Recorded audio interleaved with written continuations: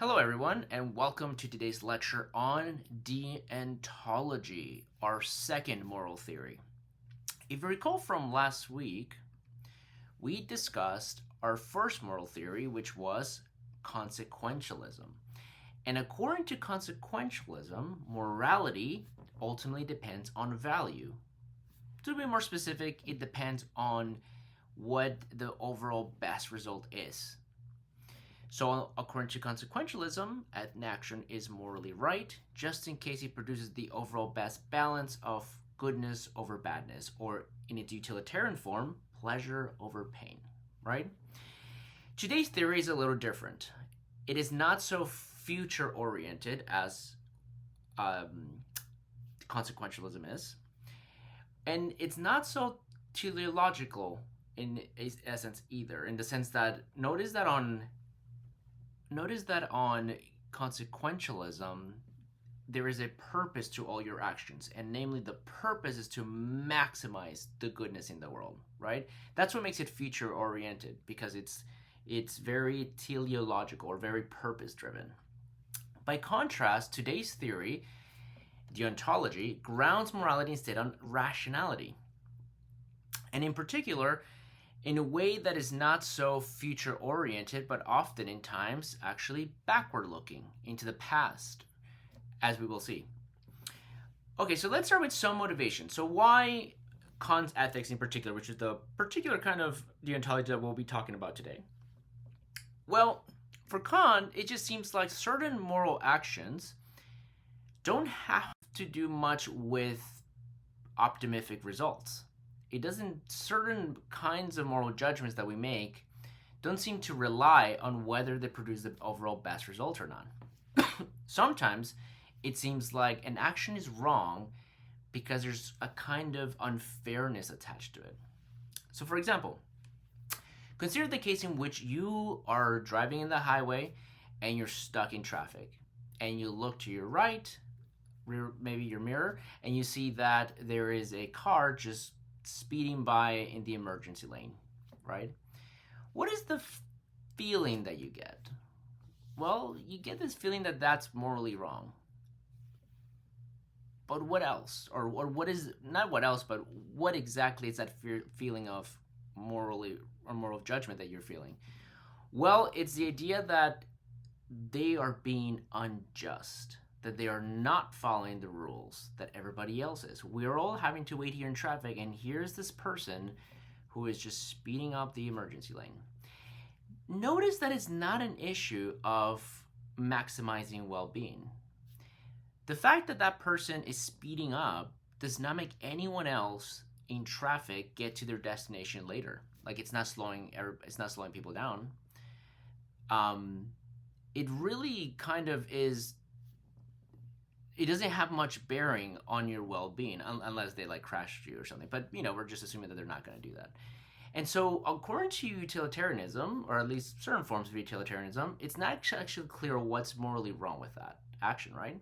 But on Kant, there's a fundamental thing that is wrong with that.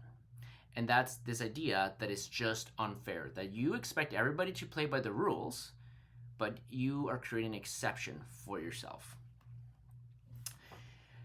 All right, so given that the fundamental notion here seems to be fairness, let's consider various kinds of principles that seem to have this idea of fairness behind them. And the first that we'll consider is the idea expressed by this question that you probably have come across. What if everyone did that, right? Perhaps your parents have asked this question of you when you were younger. What if everyone did that, right? And what is the idea behind this? The idea seems to suggest that if everyone acted the way you are acting, then it would lead to terrible consequences. And indeed, this question seems to kind of provide a diagnosis of the example I raised earlier about the person who's just going through the emergency lane, right? Driving through the emergency lane. Because if everyone did that, if everyone drove through the emergency lane, well, then you would have just as much traffic, and probably worse, you would probably have a lot of car accidents. So if everyone acted in this selfish way, it would lead to catastrophe. right? That's kind of like the idea behind this. However, for Kant, even though this kind of does denote a kind of fairness, he doesn't actually think that it makes sense, right? And part of the reason is because it leads to bad results for certain actions. Like this question, or the idea behind this question, cannot possibly be what makes an action morally right. And so this is one formulation of this principle, right? If everyone did X and disaster followed, then X is wrong. Again, this fits the car example. If everyone drove in the emergency lane, disaster would follow, then driving in the emergency lane is wrong. So it captures that example. But as a test of morality, it doesn't work. And to see that, consider the following example. So back in the day, people used to argue against the morality of homosexuality by saying that if everyone acted in that way, if everybody was a homosexual, then nobody would have children, and that's a disastrous result. Therefore, homosexuality is morally wrong. Okay? Well, again, that seems dubious at best, but notice how contradictory it is, because we could say the same thing about celibacy. If everyone engaged in celibacy, like a priest, then nobody would engage in sexual practices, and we likewise would have no children, and catastrophe would also follow. So therefore, celibacy is also an immoral action, like priests should not be celibate? No, that seems suspect, right? So the problem is with the principle itself, right? All right, so that is not what Kant wants to say when it comes to fairness. What is another example? Well, maybe the golden rule. Treat others as you would like to be treated. Again, many of us have been aware of this rule since we were young, because it's a good rule to kind of have in the back of your mind. It seems to, what does it suggest? What is the idea or the motivation behind this principle? Well, essentially it's an idea of sympathy, right? Like put yourself in that person's shoes and ask yourself if you would like to be treated in that way. And because most of us share similar commitments about how we want to be treated, this seems to be a good practical principle for moral action, right? So, Johnny, don't hit your sister, because how would you like to be hit by your sister if it was if the roles were reversed? No, right? But according to Kant, this is too dependent on our personal commitments and our desires. 4, consider the problem of the masochist or fanatic cases. Suppose that you have a masochist who enjoys bodily pain, like self-inflicted pain. Well, according to this person, they could follow the golden rule and beat everybody up, because they would be treating others as they would like to be treated. They enjoy pain, and so they would be, they would also be inflicting pain on others. But surely that cannot be the morally right answer, right? And so this golden rule is not a good test for fairness. All right, so let's then talk about Kant's alternative to these popular principles of fairness. And this is what we can call the principle of universalizability. It's a mouthful, right? And according to this principle, an act is morally acceptable or permissible or good if and only if its maxim is universalizable. Okay? 2 big words here, maxim and universalizable. So let's take one at a time and let's try to go through this slowly. So let's focus on maxim. What is a maxim according to Kant? Well, maxim is the reason for which you act, for why you act. So if I pause the video right now and I go to the bathroom, my body's moving to the bathroom, and the reason why I'm walking there is because of the reason I need to use the bathroom, right? Nothing too mysterious about that, at least not yet. Moreover, reasons is what makes events actions as opposed to other caused events.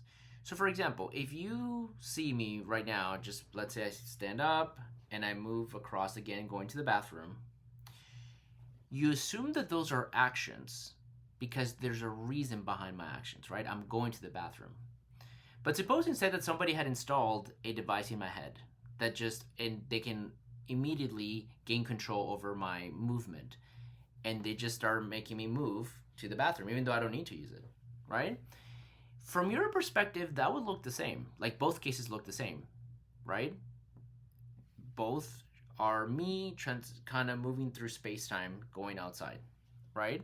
But for Kant, those are, even though from your perspective they look the same, for Kant those are fundamentally different kinds of things. One of them is just a body being moved through space, right? The case in which I am being controlled by a device. In the case in which I'm actually moved by my reasons, that's what makes these bodily movements an action for Kant. Okay? So he gives a big significant role for reasons in his metaphysics of his theory of what things are. All right?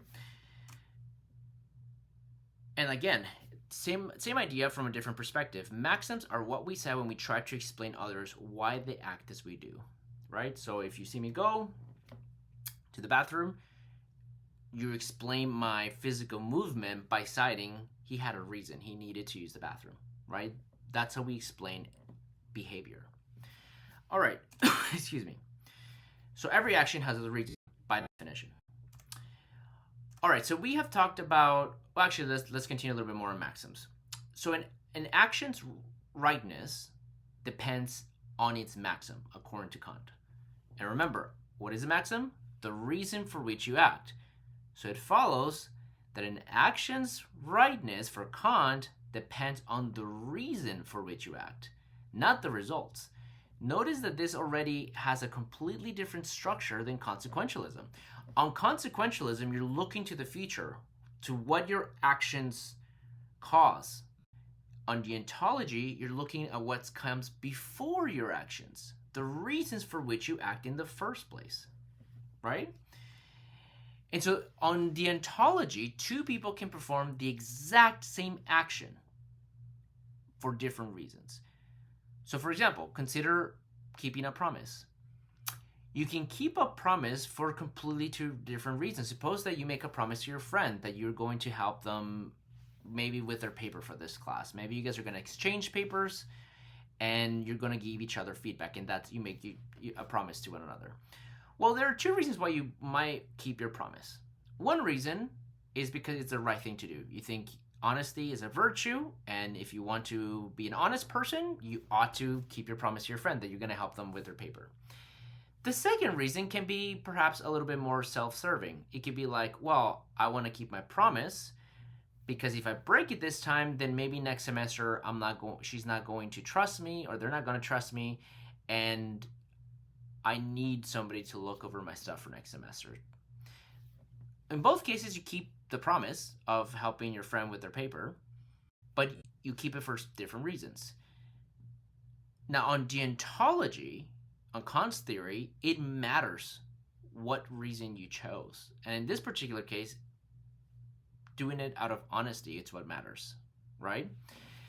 For consequentialism, and maybe you can think about this, does it matter the reason for which you kept your promise as long as you keep it? No, because what matters is the consequences, right? And the consequences of you keeping your promise are the same, arguably, in both cases, right? So that's how you kind of begin to see the shift and the differences between the moral theories. All right. All right, so we have talked about what a maxim is, right? It's an action and the reason for that action. Now let's talk about what it means for a maxim to be universalizable. What does that mean? And here's the test that we can do that Kant gives us. So here are the steps to know whether an action is universalizable and therefore whether it's morally acceptable, right? Because we need to know whether it's universalizable to know if it's morally acceptable. So the first thing you do is you formulate the maxim. What you intend to do, the action that you intend to do, and why. That why is very important. Like, what is the aim of your action ultimately? Second, you imagine a world where everyone acts on this maxim. That is, they perform the action that you described, and for the reason that you described it. Third, you ask yourself if your goal could still be achieved in such a world. We'll go through an example in a second, so just bear with me. Oh, yes, okay, I guess if your goal could be achieved in such a world, if the answer is yes, then your action is morally acceptable. If it's not, then it's morally not acceptable, or it's morally impermissible. So let's think about an example. Lying promise. So suppose that you intend to lie to your friend about, so you make a false promise, a lying promise. So you make the promise, but you intend to break it. Okay, and let's say the reason is because you just don't, for selfish reasons, right? Okay, so that's the maxim.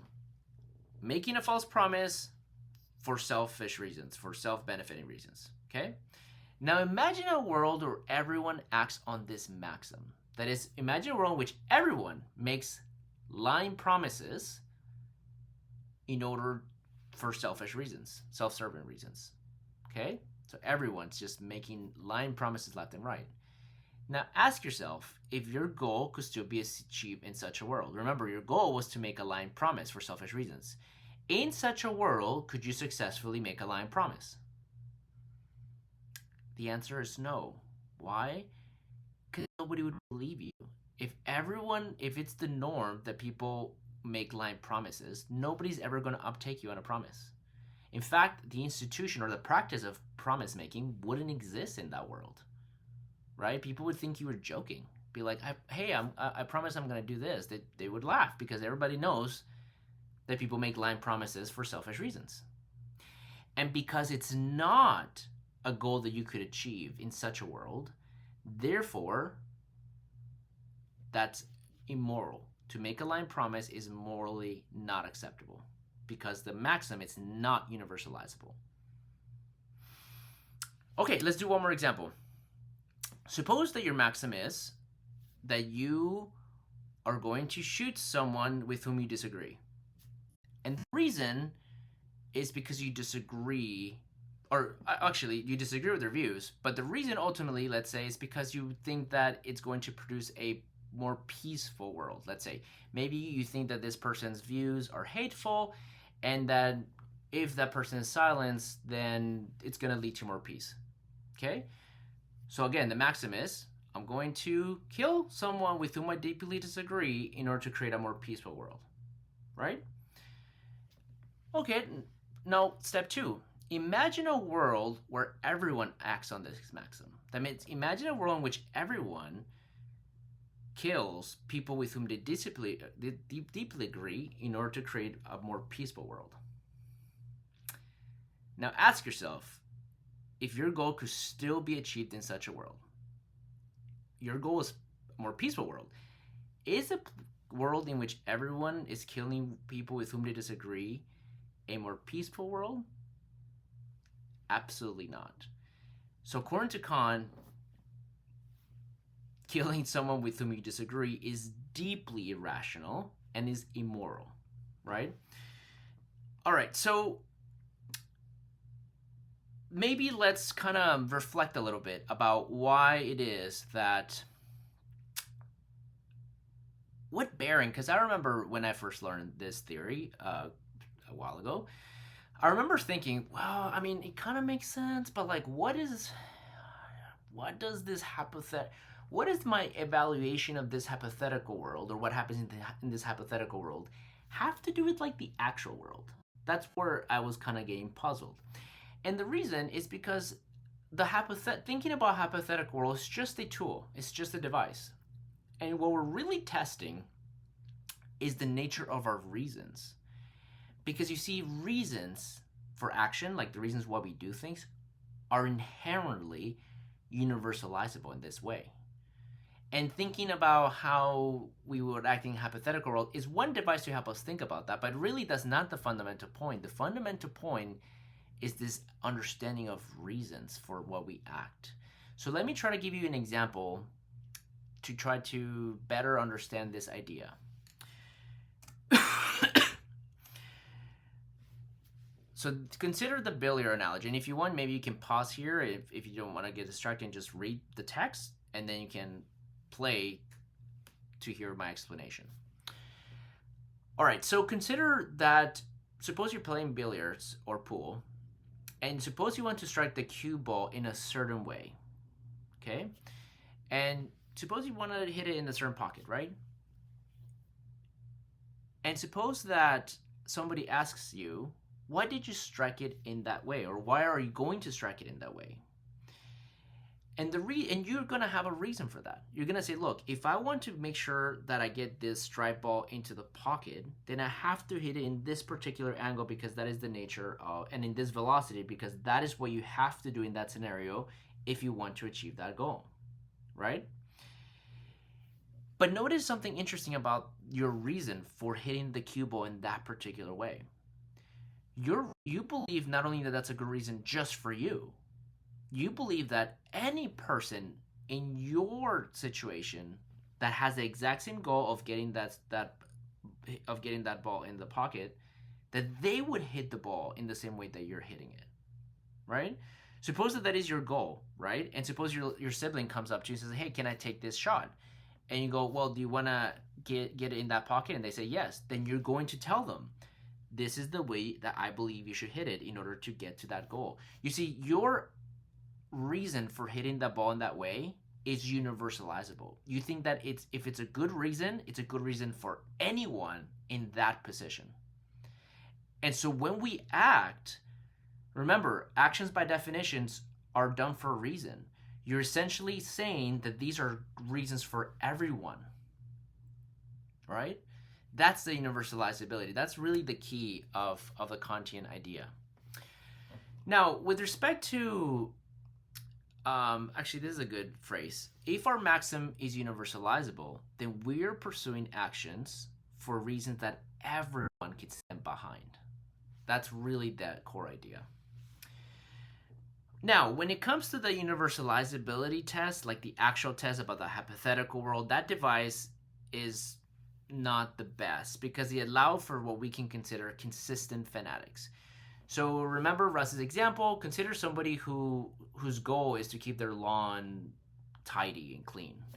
And suppose that, again, their house is such that if somebody comes to deliver mail, maybe Amazon, they have to like step on their lawn, right? And so this fanatic, this lawn fanatic says, okay, I'm going to kill the mail person or the Amazon delivery person because in order to preserve the goal, the reason is in order to preserve my lawn, right? Being tidy. And so if you ask, okay, well, what if everyone did that? What if everyone who wanted to keep their lawn tidy killed the mailman whenever he stepped on their lawn? Could that goal of keeping their lawn tidy be achieved in such a world? The answer is probably yes. There's nothing incoherent about that, right? And the reason is because those goals are kind of, not I want to say trivial, but they're goals that only fanatics would have, right? And so that's why the test of universalizability doesn't really work all the time. Oops. All right, which is why normally when we talk about Kantian ethics, we kind of are thinking about a different principle. Now, according to Kant, what's interesting about Kant is that he thought that these principles, and he calls these the principles of categorical imperative, were actually the same, right? He thought the principle of universalizability and the principle of humanity were two sides of the same coin, interestingly enough. But this one, in a way, it's a little different. So the formulation is, of this principle of humanity is always treat humanity as an end and never as a means. So maybe let's pause here for a second. What did Kant mean by humanity? Well, he actually, interestingly enough, this principle applies to more than just humans, ironically enough, even though it's called the principle of humanity. Why? Because by humanity, Kant actually meant the rational, autonomous beings. But there might be other beings who are not human who have these features. For example, maybe certain advanced primates might be rational, right? Maybe they have some level of autonomy, maybe. Certainly, if you believe in angels, angels seem like they would be rational, autonomous beings, right? But angels are not humans, almost by definition, right? So, anyways, by humanity, but in a way that makes sense, right? Because if what grounds our morality is the principle of humanity, that we should treat them, and I'll get in a second about what we mean by treating them as an end. That makes sense that we would have moral obligations towards angels. Let's say if we ever came in contact with them, that makes sense. It's not like just because they're angels we could never wrong them, right? And so I think it's a good thing that for Kant he expands the range of people that could be the object of our moral obligations beyond human beings. All right, but what are the nature of these obligations? Well, it's captured by this idea of treating them as an end and never as a mere means. So, what does it mean to treat somebody as a mere means? Well, the best way to contrast this, perhaps, is by what would it mean to treat somebody as a means? Just as a means, not as a mere means. And Russ has a great example of this, right? So, because you can say, well, suppose that I have a sink that is leaking and I hire a plumber to come and fix my sink. Well, so my goal is to fix the sink, and I'm kind of using this plumber as a means, as an instrument, to kind of fulfill my goal, which is to fix my sink. So does that mean I'm treating him as a means or mere means? I'm treating him as a means, but for Kant that's okay. What Kant says we should not do is treat people as mere means. And what would it mean to treat this plumber as a mere means? And Russ is a very funny example, right? Like he says, it would be like if the plumber came and he was about to fix the faucet because he has a leak, and I knock him over the head and shove his head into the pipe in order to like stop the leak for that minute. That would be to treat the plumber as a mere means. I'm treating them as an object to literally to satisfy my goal of stopping the leak. But if you're just hiring the plumber to fix your leak and you're agreeing the terms, right? Like they agree for the proper amount of pay and you treat them with respect, then that is treating them as a means, but in a way that is consistent, right? You're treating them as an end. What does it mean to treat somebody as an end? To respect their goals and ambitions and the way that the things that they value in their life. By me treating the plumber with respect, by giving them a good pay or a pay that that really values his work, and making sure the conditions are good for him to work, right? Then that is me respecting this person, even if I'm treating them technically as a means to my end. But there's a way to treat somebody as a means that's consistent with treating them as an end. Okay? All right. And for Kant, this idea that I just talked about of people being rational, when you're rational, you form goals and you can achieve those goals, right? Many of you have career aspirations. I want to be X. I want to be a ranger, right? And you have the means to do that. You have reason. Okay, if I want to be a ranger, then I need to do X, Y, and Z. Well, in that case, you can rationalize and say, okay, then I'm going to do X, Y, and Z because my ultimate goal is to be a ranger, right? And that ability to rationalize is the ability that gives you to be autonomous, for you to conceive of what it is that you want to do with your life, right? And for Kant, that just grounds, it grounds our dignity, and it has infinite value for Kant. So again, a very completely different view than consequentialism, right? Okay, so here are some applications that I think are worth discussing. So deontology explains why slavery and rape are always wrong, right? And maybe I'll stay away from the rape example because that one's kind of tricky. But I think the example can be made with slavery.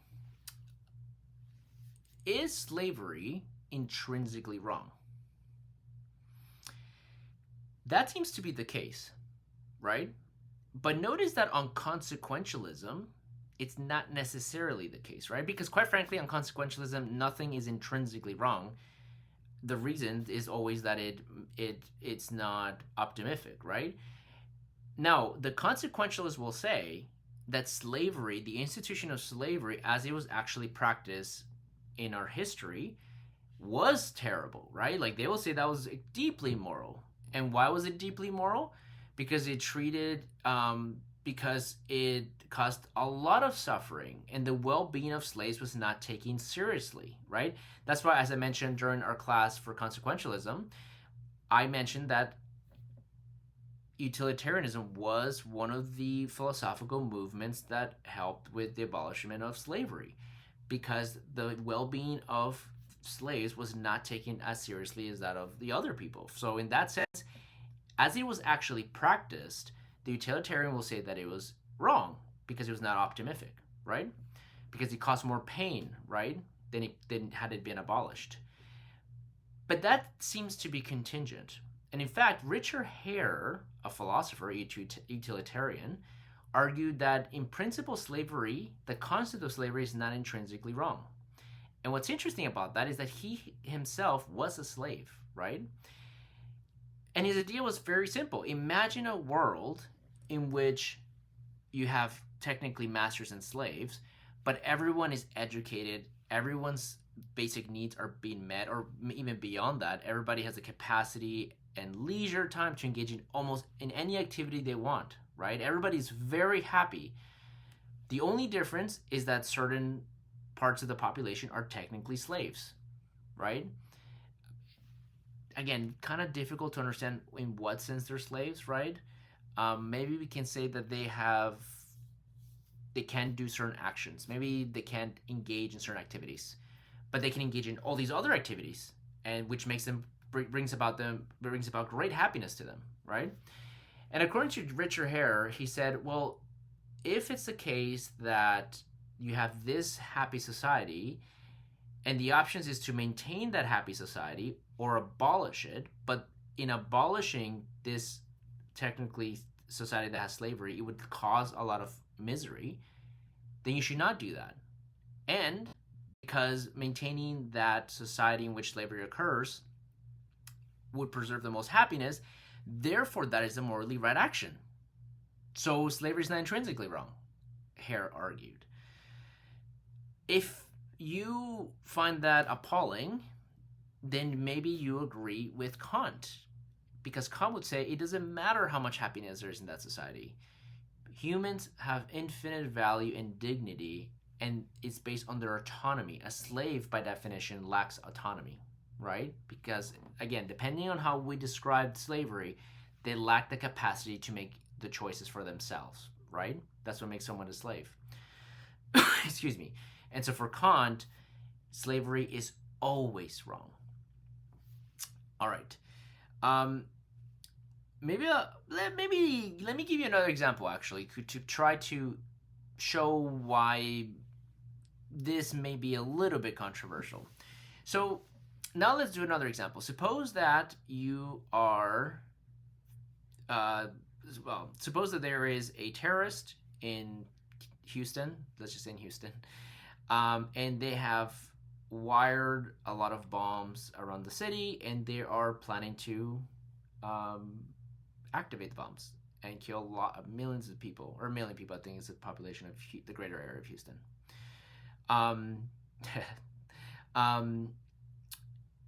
And suppose that the only way for this person to confess what the codes are to disarm the bombs is to torture them.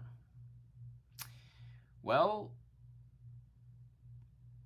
first, let's ask, what does the utilitarian say? Well, the utilitarian says if the torture is going to prevent the killings of, or murdering technically, of a million people, then yes, you should definitely torture it. Like for the utilitarian, it's very clear, the calculation. The well-being of all these people outweighs the ill-being of torturing a terrorist. On deontology, it's not so clear, but certain views of deontology, you cannot torture the individual because they're autonomous. They have infinite value, right? Um, on certain in certain cases that might not be the case, and I'll probably explain it later on when we talk about responsibility. But you can definitely see that the deontologist will definitely be more hesitant to engage in torture. So that's a way in which these kind of views differ. All right, let's talk about paternalism, which I think is so interesting. So, what is paternalism? Paternalism, if you've come across that term, says, or it's the idea that somebody acts paternalistic towards another person, or a government acts paternalistic towards its citizens if it treats them like children, or if they take on the parental role, right? Um, so what does that mean? Well, for example, I tell my kid over the weekend that they have a limit on how much Roblox they play, right? So my 9-year-old daughter loves to play Roblox, and she has 90 minutes to play Roblox. That is a issue of paternalism, right? Um, and that seems fine, right? Because she's a child, and on Khan's view, that's fine because she's not fully autonomous yet. She's not rational yet, so she needs a parent to guide her, right? Perfectly fine. But what is the problem with engaging in paternalism with respect to adults?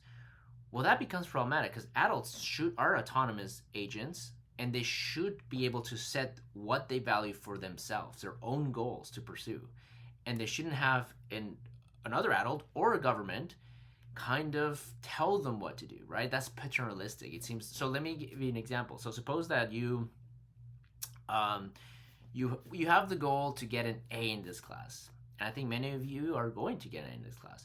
But suppose you're one of those people that are not doing so well, and let's suppose hypothetically the reason why you're not doing so well in this class is because you are watching too much TV. Let's just say, or playing too many video games. Excuse me. Well, suppose you tell your classmate, "Oh, I really, really need and I want to get A in this class and in all my classes because I have this aspiration to go to law school or to go to med school." Okay. Well, your classmate realizes that you're watching a lot of TV and playing video games, so they try to help you. And you know what they do? They toss it out the window. They toss your TV and your video games out the window. How would you feel if you come home and you realize? You would be indignant to a certain extent, right? I mean, you should. And you ask them, "Why did you do that? That was my TV. That was my video games." Well, they would reply, "Well, it's for your own good, right? You say one of these things like this is for your own good." Yes, but it's up to me to carry my own, to perform these actions, right? And for me to be responsible, right? That's the idea, right? Like, paternalism seems objectionable, right? Maybe.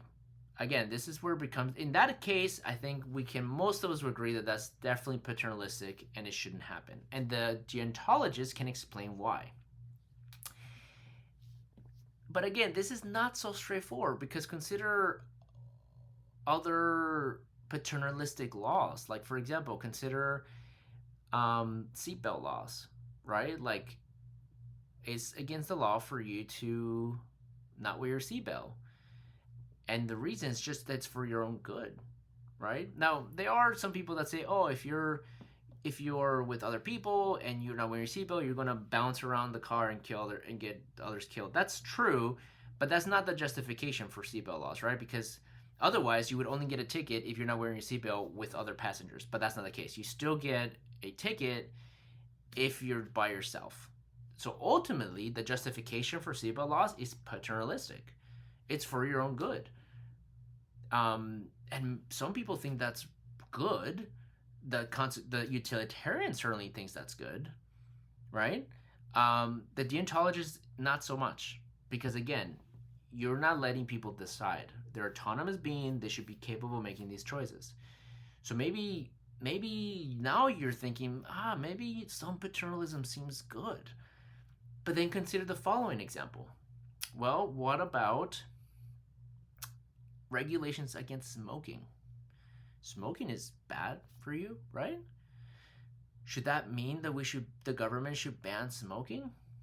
What would the consequentialists say? Probably the utilitarian might be in favor of banning smoking. It would prevent so much. It would prevent cancer. Probably save the healthcare system a lot of money. So ultimately, it seems like it would lead to net benefit. So in utilitarianism, we should ban smoking. Okay, but the deontologists again would say, no, people are autonomous. You don't know what their conception of the good life is. And maybe for them, smoking cigarettes is an important part of who they are or how they see their world or part of what gives them pleasure, right? And you should leave it up to them, right? Again, you could have like a middle ground, and this is not really paternalism because because you could say, oh, but smoking harms other people. That's not paternalism.